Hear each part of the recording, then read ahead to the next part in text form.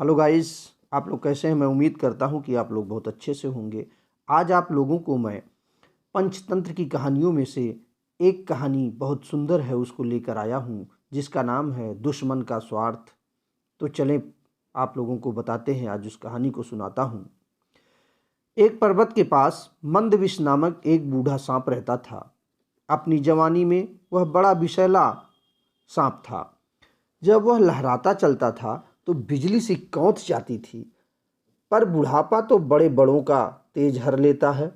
बुढ़ापे की मार में मंदविष का शरीर कमजोर पड़ गया। उसके विषदंत हिलने लगे और फुफकारते हुए दम फूल जाता था। जो चूहे उसके पास से भी दूर भागते थे, मतलब जो चूहे उनके पास आने से डरते थे, वे अब उसके शरीर को फांद कर उसे चिढ़ाते हुए निकल जाते हैं। पेट भरने के लिए चूहों के भी लाले पड़ गए थे। मंदविष इसी उधेड़बुन में लगा रहता कि किस प्रकार आराम से भोजन का अस्थायी प्रबंध किया जाए। एक दिन उसे एक उपाय सूझा और उसे आजमाने के लिए वह दादुर सरोवर के किनारे जा पहुंचा। दादुर सरोवर में मेढकों की भरमार थी। वहां उन्हीं का राजा था। मंदविष वहां इधर उधर घूमने लगा। तभी उसे एक पत्थर पर मेढकों का राजा बैठा नजर आया।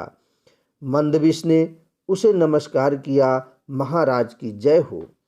मेढक राज चौंका, तुम तो हमारे बैरी हो, मेरी जय का नारा क्यों लगा रहे हो। मंदविष विनम्र स्वर में बोला, राजन, वे पुरानी बातें हैं।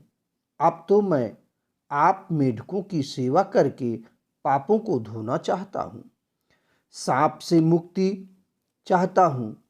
ऐसा ही मेरे गुरु का आदेश है। मेढक राज ने पूछा, उन्होंने ऐसा विचित्र आदेश क्यों दिया। मंदविष ने मनगढ़ंत कहानी सुनाई। राजन, एक दिन मैं एक उद्यान में घूम रहा था। वहां कुछ मानव बच्चे खेल रहे थे। गलती से एक बच्चे का पैर मुझ पर पड़ गया। बचाव में स्वभाववश मैंने उसे काटा और वह बच्चा मर गया। मुझे अपने में भगवान श्री कृष्ण नजर आए और शाप दिया कि मैं वर्ष समाप्त होते ही पत्थर का हो जाऊंगा। मेरे गुरुदेव ने कहा कि बालक की मृत्यु का कारण बन मैंने कृष्ण जी को रुष्ट किया है, क्योंकि बालक कृष्ण का ही रूप होते हैं। बहुत गिड़गिड़ाने पर गुरुजी ने श्राप से मुक्ति का उपाय बताया। उपाय यह है कि मैं वर्ष के अंत तक मेढकों को पीठ पर बिठाकर सैर कराऊं। मंदविष की बात सुनकर मेढक राज चकित रह गया। सांप की पीठ पर सवारी करने का आज तक किस मेढक को श्रेय प्राप्त हुआ है। उसने सोचा कि यह तो एक अनोखा काम है। मेढक राज सरोवर में कूद गया और सारे मेढकों को इकट्ठा कर मंदविष की बात सुनाई। सभी मेढक भौचक्के रह गए। एक बूढ़ा मेढक बोला, मेढक एक सर्प की सवारी करे, यह कहाँ का उचित है। यह एक अद्भुत बात होगी। हम लोग संसार में सबसे श्रेष्ठ मेढक माने जाएंगे अगर सांप की सवारी करते हैं। एक सांप की पीठ पर बैठकर सैर करने के लालच ने सभी मेढकों की अक्ल पर पर्दा डाल दिया। उनकी बुद्धि भ्रष्ट हो गई। सभी ने हाँ में हाँ मिलाई। मेढक राज ने बाहर आकर मंदविष से कहा, सर्प, हम तुम्हारी सहायता करने के लिए तैयार हैं। बस फिर क्या था।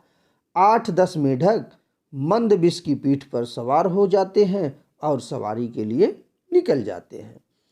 सबसे आगे राजा बैठा। मंदविष ने इधर उधर सैर करा के उन्हें सरोवर तट पर उतार दिया। मेढक मंदविष के कहने पर उसके सिर पर से होते हुए आगे से उतरे। मंदविष सबसे पीछे वाले मेढक को खा गया। गप से मुंह बोला और अंदर ले लिया। अब तो रोज यही क्रम चलने लगा। रोज मंदविष की पीठ पर मेढकों की सवारी निकलती और सबसे पीछे उतरने वालों को वह गप से खा जाता था। एक दिन एक दूसरे सर्प ने मंदबिश को मेढकों को ढोते देख लिया। बाद में उसने मंदबिश को बहुत धिक्कारा। अरे क्यों सर्प की जात कि नाक कटवा लिया आपने? मंदबिश ने उत्तर दिया, समय पड़ने पर नीति से काम लेना पड़ता है। अच्छे बुरे का मेरे सामने सवाल नहीं है। कहते हैं कि मुसीबत के समय गधे को भी बाप बनाना पड़ता है। अगर बनाना पड़े तो जरूर बना लेना चाहिए। मंदबिश के दिन मजे से कटने लगे। वह पीछे वाले मेढक को इस सफाई से खा जाता कि किसी को पता न लगता। मेढक अपनी गिनती करना तो जानते ही नहीं थे, जो गिनती द्वारा माजरा समझ लेते।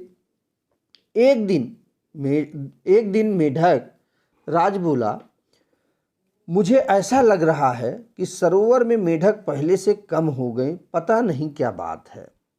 मंदबिश ने कहा, हे राजन, सर्प की सवारी करने वाले महान मेढक राजा के रूप में आपकी ख्याति दूर दूर तक पहुंच रही है। यहाँ के बहुत से मेढक आपका यश फैलाने दूसरे सरोवरों, तालाबों व झीलों में जा रहे हैं। मेढक राज की गर्व से छाती फूल गई। अब उसे सरोवर में मेढकों के कम होने का भी गम नहीं रहा। जितने मेढक कम होते जाते, वह यह सोचकर उतनी ही प्रसन्नता में अपना समय व्यतीत करता कि सारे संसार में उसका झंडा गड़ रहा है। आखिर वह दिन भी आया जब सारे मेढक समाप्त हो गए, केवल मेढक राज अकेला रह गया। उसने स्वयं को अकेले मंदबिश की पीठ पर बैठा पाया तो उसने मंदबिश से पूछा, लगता है सरोवर में मैं अकेला रह गया हूँ। मैं अकेला कैसे रहूँगा? मंदबिश मुस्कुराया, राजन आप चिंता ना करें, मैं आपका अकेलापन अभी दूर कर दूंगा। ऐसा कहते हुए मंदबिश ने मेढक राज को भी निगल लिया और वहीं भेज दिया जहां सरोवर के सारे मेढक पहुंचा दिए गए। तो दोस्तों, आप लोगों के लिए यह सीख है, शत्रु की बातों पर विश्वास करना अपनी मौत को दावत देना होता है। कभी भी शत्रु की बातों पर विश्वास नहीं करना चाहिए, क्योंकि शत्रु हमेशा शत्रु होता है, कभी मित्र नहीं हो सकता। तो अगर आप लोगों को यह कहानी अच्छी लगी हो तो कृपया इस वीडियो को शेयर कीजिएगा, लाइक कीजिएगा, कमेंट कीजिएगा और अगर चैनल को सब्सक्राइब अभी तक नहीं किए हैं तो चैनल को सब्सक्राइब करके बेल आइकन की घंटी को भी दबा दीजिएगा, जिससे हमारा वीडियो आप सब तक पहुंचता रहे। Bye bye.